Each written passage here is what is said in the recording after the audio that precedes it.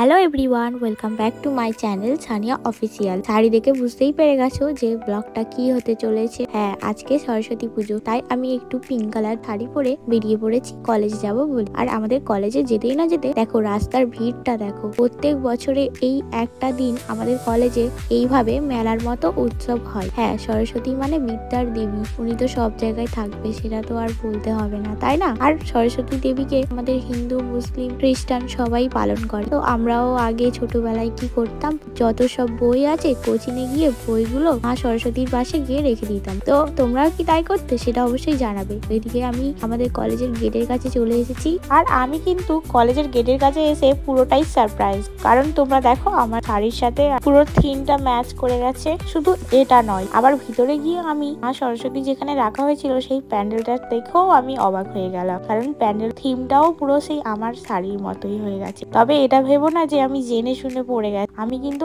আন্দাজে আমার এটা পছন্দ ছিল এই শাড়িটা পরে গেছি, কিন্তু এইভাবে যে আমি দেখবো যে এত কিছু ম্যাচ হয়ে যাবে এটা আমি কখনো ভাবিনি। তো এদিকে দেখো আমার বান্ধবী আর বান্ধবীর বোনও এসেছে আমার সঙ্গে। আমার বান্ধবী তো আমার সাথে এই কলেজে পড়ে, তোমরা জানো, আর ওর বোনকে নিয়ে এলাম আমরা আমাদের কলেজটা দেখাবো বলে। আর আমাদের এই কলেজটা এই একদিনই সবাই আসে সকলে। আর এদিকে দেখো আমি আর আমার বান্ধবী একটু ভিডিও শুট করে নিলাম। তো এই ভিডিওটা গানের সাথে দেখতে চাইলে কমেন্ট করো, আমি শর্টসে দিয়ে দেবো। আর আমাকে আর আমার বান্ধবীকে কেমন লাগছে সেটা কিন্তু অবশ্যই জানাতে ভুলো না। আর আমাদের কলেজের গার্ডেন ভিউ অনেকটা সুন্দর, তাই আমরা কলেজের গার্ডেনে গিয়ে আমরা এরকম পাগলামি করলাম। আর এটা হলো পিচ্চি সানিয়া। তো এই পিচ্চি সানিয়া নয়, সেম এজ আমাদের, তবে ওকে দেখো, দেখে কেউ ওকে বলবে যে ও কলেজে থার্ড ইয়ারে পড়ে। তো জানি না তোমরা প্রথমে ওকে দেখে বাচ্চা মেয়ে ভেবেছো কিনা, তবে বাচ্চা মেয়ে ভাবারই কথা। এদিকে দেখো আমি আর জাসমিন আবারও একটু ন্যাকামো করে ভিডিও বানিয়ে নিলাম, কারণ ব্লগ দেওয়ার মতো তেমন কিছু আমি পাচ্ছিলাম না, ব্লগ সেরকম আমি বানাইও নি, সেই জন্য আমি আমাদের এই ভিডিও ক্লিপগুলো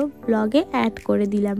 আর পাশে থেকে অনেকে দেখছিল বলে আমি একটু লজ্জা পেয়ে গিয়ে দাঁতগুলো চাপা দিয়ে দিলাম, কারণ আমার দাঁতগুলো পুরো বাঁকা চোরা, তো সেই জন্য আমি দাঁতটা চাপা দিয়ে দিয়েছি তোমাদেরকে দেখাবো না বলে। তারপর দেখো এদিকে বিনা কারণে আমরা দুজন মিলে ছুটছি, কারণ আমাদেরকে কেউ ইট দিয়ে মারতে যাচ্ছিল, সেই জন্য।